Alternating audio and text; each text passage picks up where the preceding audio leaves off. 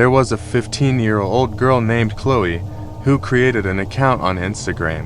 She always took pictures of herself at school and at home and posted them online. Chloe spent a lot of time trying to get as many followers as possible on her profile. She would browse through other users' accounts and leave a comment on their photos, saying, "Please follow me. I follow back." One day, when she was looking for new followers, she came across a strange profile. It was a man who took pictures of dismembered dolls. He never showed his face in any of the photos. As usual, Chloe left a comment on his photos, "Please follow me. I follow back." An hour later, the man followed her account. He left a comment on her latest photo saying, "I'm following you." Whenever she posted a new photo, he would always leave the same comment, "I'm following you." She never understood it, but she didn't care. Chloe was obsessed with gathering as many followers as possible and getting as many likes she could on her photos. One night, when her parents had gone to the supermarket, Chloe got a picture sent to her Instagram account. When she opened the photo, she realized that it was a picture of her sitting on her bed. All of a sudden, she was paralyzed by fear and she began to feel a terrible chill take over her body. She heard footsteps approaching and a gravelly voice behind her said, "I'm following you."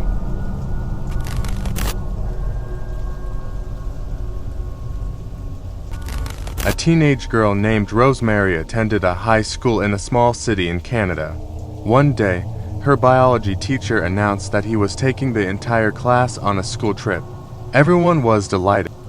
The next day, a bus brought all of the students to a remote part of the countryside. The purpose of the trip was, of course, educational. The teacher told them they were going to explore a nature trail. As they walked along the trail, Rosemary was enjoying the fresh air and the time off from school.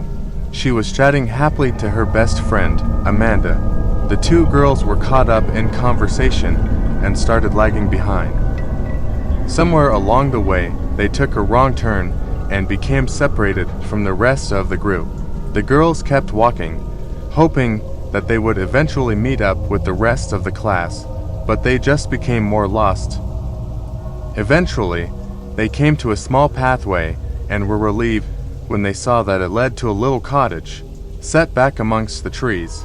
The walls were covered with ivy and the garden was overgrown. The doors and windows looked as if they hadn't been painted in decades. When they knocked on the door, a little old lady came out to greet them. She was very frail and stooped with age. They asked her if they could use her phone. The old woman invited them inside and offered them a cup of tea. The two girls were tired and accepted her offer without hesitation. Inside, the cottage was dirty and grimy. The floor was muddy and the fireplace was covered in soot. The old woman told them to sit down and, for some reason, as she hurried out to the kitchen, she said, "Keep your eyes shut." The girls wondered what she meant by that last comment. Curious, they looked around the room and their eyes settled on a large mirror that was standing in the corner. Somehow, they couldn't seem to take their eyes off the mirror and sat there, quietly staring at their own reflections. In the mirror, their faces appeared strange and distorted. It looked as if their cheeks were covered with scratches. They couldn't seem to tear their eyes away from the unsettling image. As they watched in horror, their faces began to change rapidly. More scratches appeared, followed by large bruises and bleeding wounds. The two girls had a very bad feeling about this. Just then, Amanda turned her head and Rosemary saw something that terrified her. In the reflection, she saw that Amanda had a sharp knife sticking out of her eye and her own face looked as if it had been crushed. They covered their eyes with their hands and started shaking and screaming. The old woman came hobbling back into the room, and when she looked at the two girls, she growled, "I told you to keep your eyes closed." Without another word, Rosemary and Amanda jumped to their feet and ran out of the house. They kept running, crashing through bushes and jumping over streams, not knowing where they were going. Eventually, They saw the school bus in the distance and breathed a sigh of relief. Their classmates were surprised to see the two girls come running across the fields. The teacher got angry with them and told the girls they had kept everybody waiting for over an hour. Rosemary and Amanda were just glad to be back with their classmates again. The school trip was over, so all of the students climbed on board and the bus drove off. By the next day, the two girls had almost forgotten about their scary incident with the old woman in the little cottage. However, exactly 1 week later, Rosemary and Amanda were found dead in their beds. Their sheets were stained with blood and their bodies were covered in scratches, bruises, and deep wounds.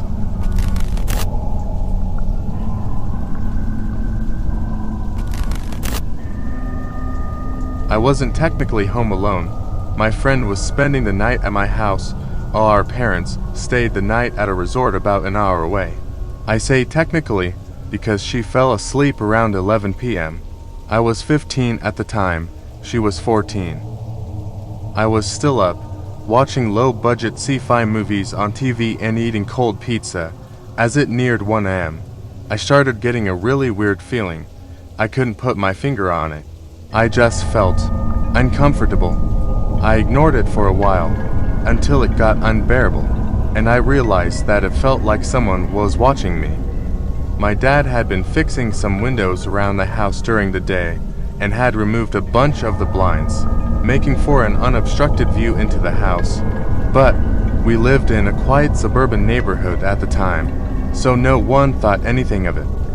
I got up to walk around, trying to take my mind off what I was feeling, but as I neared the window on the other side of the living room, where I'd been sitting all night and my friend was still sleeping, I saw something weird on the glass, a foggy spot, maybe 6 inches in diameter, and it was getting bigger, then shrinking, then growing again, every second. At the time, I was so wired with paranoia that I couldn't figure out what it was. I put my face just an inch from the window, studying it, and called out for my friend. I told her to hit the switch for the security lights. The foggy spot was breath, and I was staring into a man's face, just on the other side of the glass, only centimeters away from it. My friend ran into the kitchen, screaming, while I stumbled backward in shock. I scrambled for my phone and called my parents, and grabbed a knife still on the coffee table from dinner and held it up in a shaking hand. He pressed his palm against the window, still staring at me, and then disappeared into the dark. My neighbors, shotguns in hand, showed up in less than 2 minutes. My parents had called them, and stayed with us until our parents arrived. No one found anything of the man except for footprints in the garden bed. We moved a few months later.